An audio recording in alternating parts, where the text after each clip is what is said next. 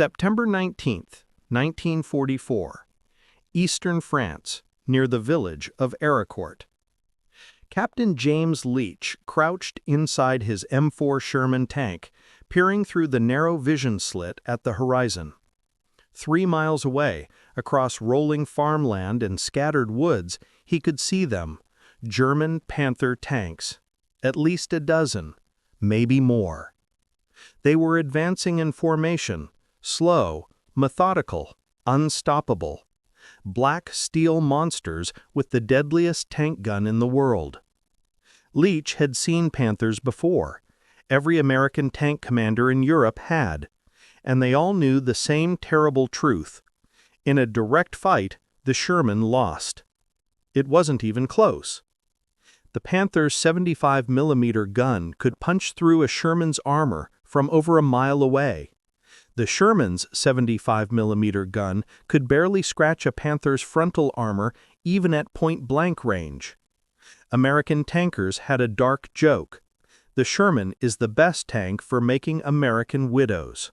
It was September 1944, 3 months after D-Day. The Allies were pushing across France, racing toward Germany. But progress had stalled at the Moselle River, where German armored divisions were making a desperate stand. The 4th Armored Division, Leach's unit, had been ordered to break through German lines and continue the advance. But between them and Germany stood the 5th Panzer Army, equipped with the most advanced tanks the Wehrmacht had, Panthers, Tigers, and the new Panther Ausf G models with even thicker armor. It was supposed to be a mismatch. And it was, just not in the way anyone expected. Before we get to what happened at Arracourt, you need to understand why the Sherman was at such a disadvantage, because the numbers tell a brutal story. The German Panther Ausf G. Weight, 45 tons. Frontal armor, 80mm, sloped at 55 degrees, with effective thickness of 140mm. Muzzle velocity, 3,068 feet per second. Penetration, could punch through 138mm of armor at 1,000 meters. The American M4A3 Sherman. Weight, 33 tons. Frontal armor, 51mm, mostly vertical, with effective thickness of 60mm. Muzzle velocity, 2,030 feet per second. Penetration, could penetrate 68mm of armor at 500 meters. Barely. The math was simple and terrible. A Panther could kill a Sherman from a mile away. A Sherman could only hurt a Panther if it got within 500 meters and hit a weak spot, the side armor, the rear engine deck, or the turret ring. But getting that close meant crossing open ground under fire, and the Panther's frontal armor was so heavily sloped that Sherman shells would often just ricochet off without penetrating. American tankers developed a grim rule of thumb. It took 5 Shermans to kill a Panther. 4 would die in the attempt. Except at Arracourt, where Captain Leach was about to prove that numbers don't matter if you rewrite the rules. James Leach wasn't a career military officer. Before the war, he'd been a high school math teacher in Pennsylvania. He enlisted in 1942, qualified for armored forces, and worked his way up from tank gunner to tank commander to company commander. By September 1944, he'd been in combat for 3 months, fighting through Normandy, across the Bocage, through the breakout at Falaise. He'd seen a lot of Shermans burn. The Sherman wasn't a bad tank, not exactly. It was reliable, easy to maintain, and had excellent crew visibility. American tank crews loved how roomy it was compared to cramped German designs. But it was outgunned and under-armored against late-war German tanks. The nickname Ronson after the cigarette lighter that advertised "lights the first time every time" wasn't really accurate. Shermans didn't explode more often than other tanks. But when they did get penetrated, the crew had about 15 seconds to bail out before ammunition caught fire. Leach had lost 3 tanks under him. He'd pulled wounded crewmen from burning holes. He'd seen friends die because American doctrine said to engage the enemy head-on. So when his company was ordered to hold a defensive position near Arracourt, and German Panthers were reported moving toward them, Leach made a decision. He wasn't going to fight by the book. Because the book was written by people who'd never faced a panther. To understand why Leach's tactic was so revolutionary, we need to dive deeper into tank warfare doctrine in 1944. American armored doctrine was based on a simple principle. Tanks don't fight tanks. That's what tank destroyers are for. The U.S. Army had created a separate branch, the Tank Destroyer Command, equipped with fast, lightly armored vehicles with powerful guns. The idea was that tanks would exploit breakthroughs and support infantry, while tank destroyers would hunt enemy armor. In theory, it made sense. In practice, it was a disaster. Tank destroyers were too fragile to survive frontline combat. They had open-top turrets and thin armor. German tanks would simply shoot them first. So American tank crews found themselves in situations they weren't trained for, tank versus tank duels against superior German armor. The official solution was numerical superiority. Overwhelm German tanks with numbers. Accept the losses. Keep pushing. But for the men inside those Shermans, that wasn't a solution. It was a death sentence. The Panther was designed specifically to counter Soviet T-34 tanks on the Eastern Front. German engineers studied captured T-34s and copied their best features. Sloped armor for better deflection, a powerful long-barreled gun, wide tracks for cross-country mobility. The result was arguably the best medium tank of World War II. The Panther had some problems. It was mechanically unreliable, the transmission often broke down, and it was expensive to produce. Germany built about 6,000 Panthers during the war. America built 50,000 Shermans. But in a one-on-one fight, the Panther won almost every time. German tank crews knew this. They were trained to engage at long range, where their superior gun and armor gave them an overwhelming advantage. American tank crews knew it too, and it terrified them. The unofficial manual for American tankers fighting Panthers was simple. Don't engage frontally. Try to flank. Hit the side or rear. If you can't flank, call in artillery or air support. If you can't do any of that, retreat and try again later. But at Arracourt, there was no time to flank, no artillery available, no air support. The weather was terrible. Planes were grounded. It was just American Shermans versus German Panthers in open terrain, a killing ground. September 19, 1944, 7 a.m. The fog was thick across the fields near Arracourt. Visibility was maybe 200 meters. Captain Leach's company, 14 Sherman tanks, was positioned along a ridgeline overlooking a shallow valley. They had dug in during the night, hull-down positions with only their turrets exposed. Intelligence reports said a German armored column was moving through the area, possibly Panthers from the 113th Panzer Brigade, veterans from the Eastern Front.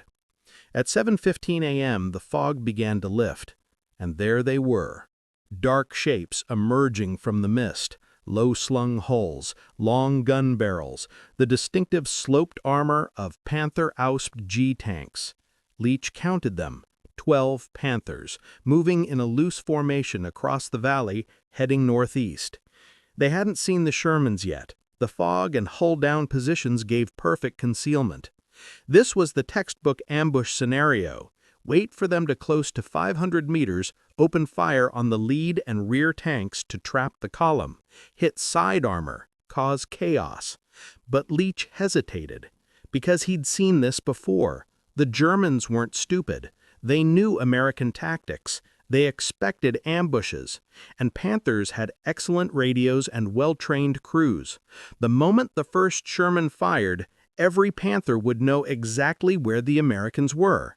They'd stop, turn their heavy frontal armor toward the threat, and start picking off Shermans one by one from beyond effective range. The Americans would get maybe 2 or 3 kills before losing half their force.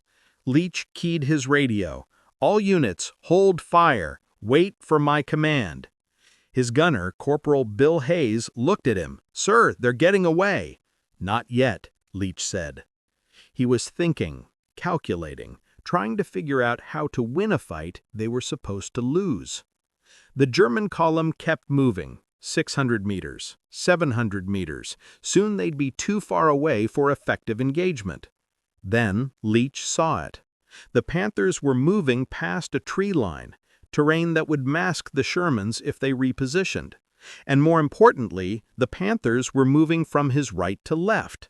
If his tanks moved backward, descending the reverse slope of the ridge, they could reposition along the flank, not advancing toward the enemy, not holding ground, retreating but in a controlled way that would actually give them a better angle. It was the seed of an idea, a crazy idea. "All units," Leach radioed, "reverse down the slope, reform on my position, move now." His crew looked at him like he was insane. You don't retreat from an advantageous position. But Leach wasn't retreating, he was repositioning. And in about 10 minutes, he was going to discover something that would change everything he thought he knew about tank combat. By 8 a.m., Leach's company had repositioned along the northern edge of the valley, partially concealed by scattered woods. The German Panthers had continued their advance and were now about 800 meters away, moving perpendicular to the American position. Perfect flank shot opportunity. But Leach still hesitated, because the moment they opened fire, the Panthers would turn to face them, and then it would be a frontal slugging match again, exactly what the Shermans couldn't win. He needed the Panthers to stay exposed, to keep presenting their vulnerable side armor. But how? That's when Corporal Hayes said something that changed everything. "Sir, what if we back up while we shoot?" Leach turned to look at him. "What?" "The Panthers, they're going to charge us when we open fire, right?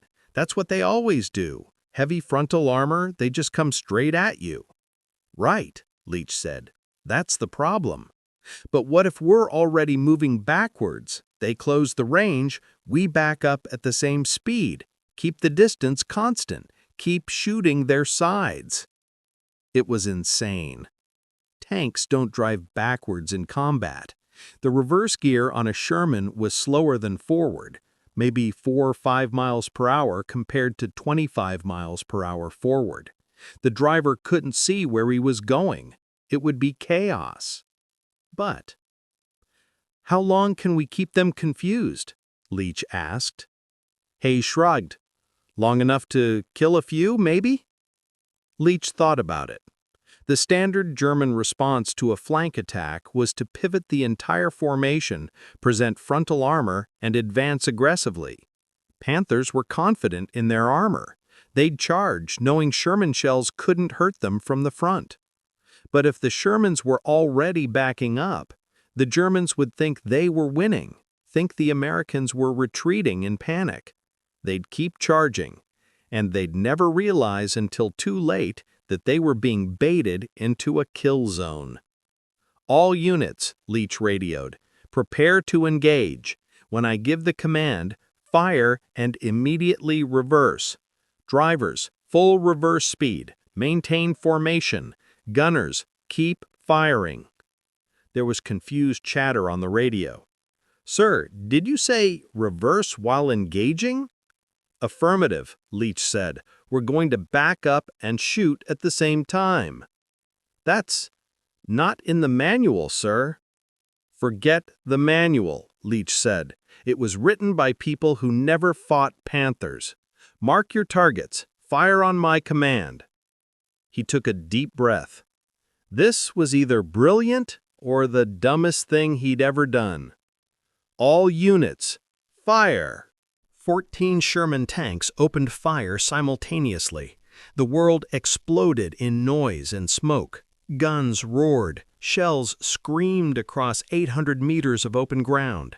3 Panthers exploded immediately, side armor penetrated, ammunition cooking off in massive fireballs.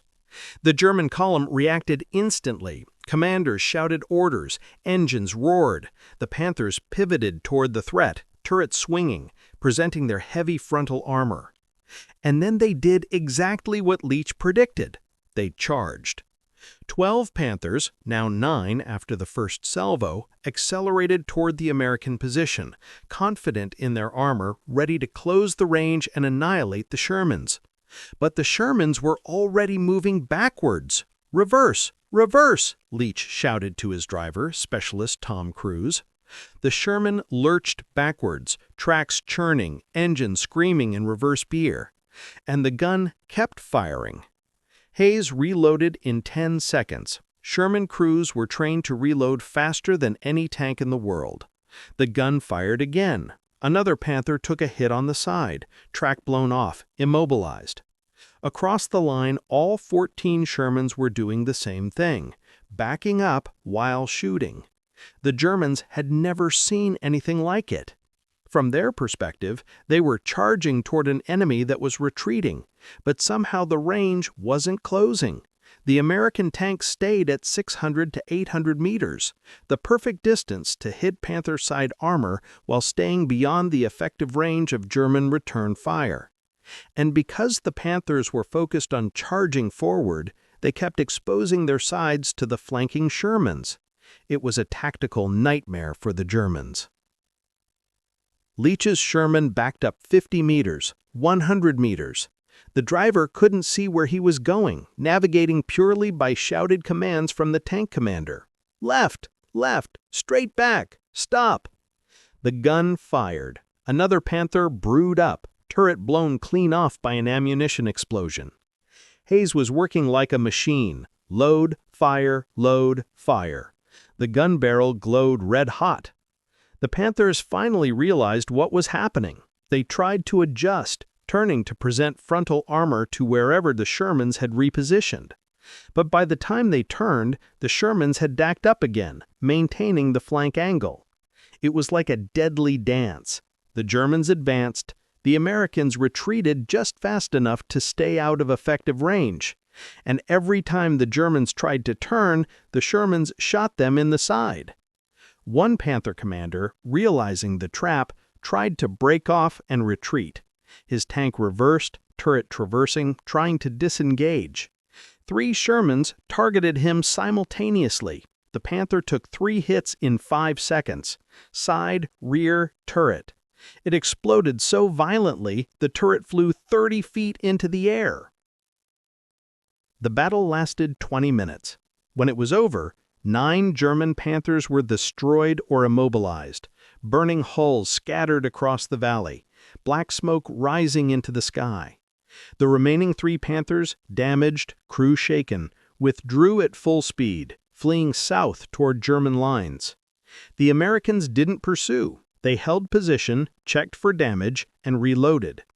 Leach's Sherman hadn't taken a single hit. In fact, none of the 14 Shermans were seriously damaged. A few had taken glancing blows that bounced off. One had a damaged track from backing over rough terrain. But every tank was still operational. 0 American casualties, 9 German Panthers destroyed. The kill ratio should have been the other way around. By doctrine, by design, by every tactical manual ever written. But Captain James Leach had rewritten the rules. Word of the backwards tactic spread fast through the 4th Armored Division. At first, commanders didn't believe it. Reversing while engaging? It sounded like a panicked retreat, not a legitimate tactic.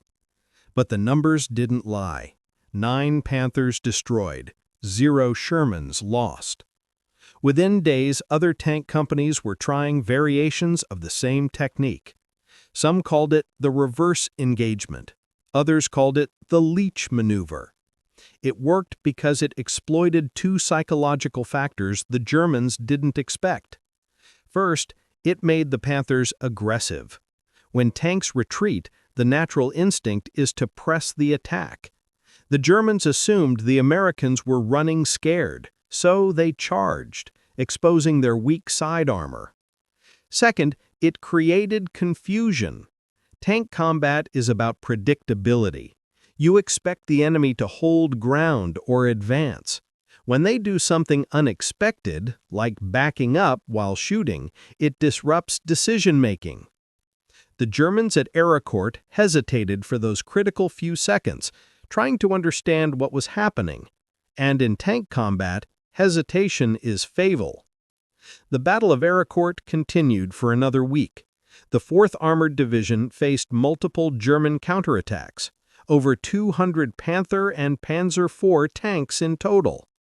By the end of September, the Americans had destroyed 86 German tanks and lost only 25 Shermans.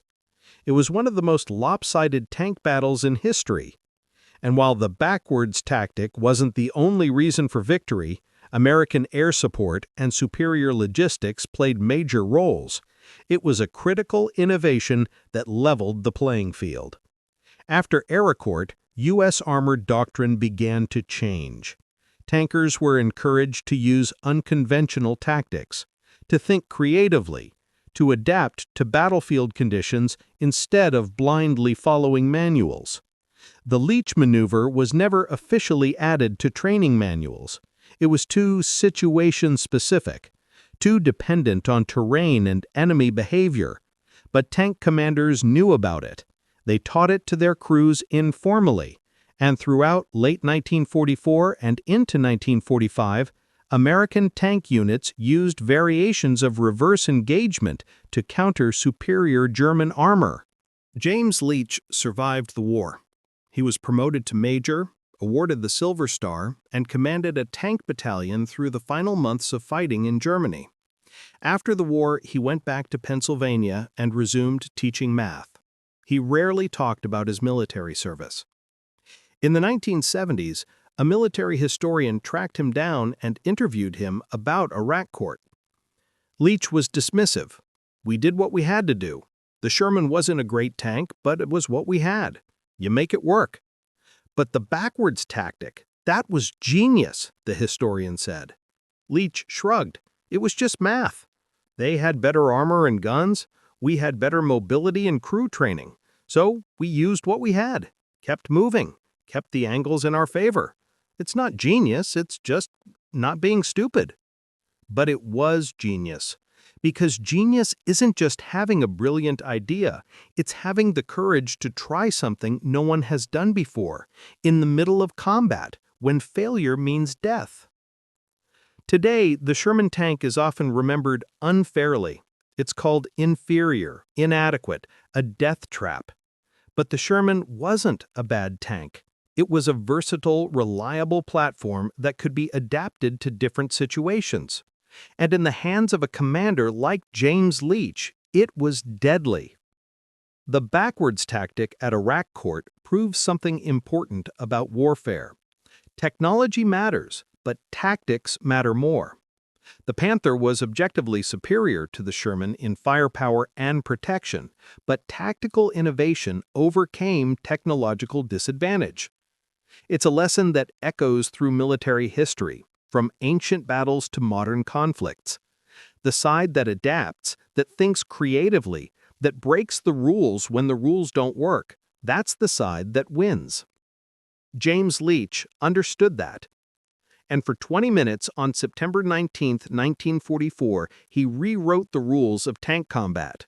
9 burning Panthers proved he was right.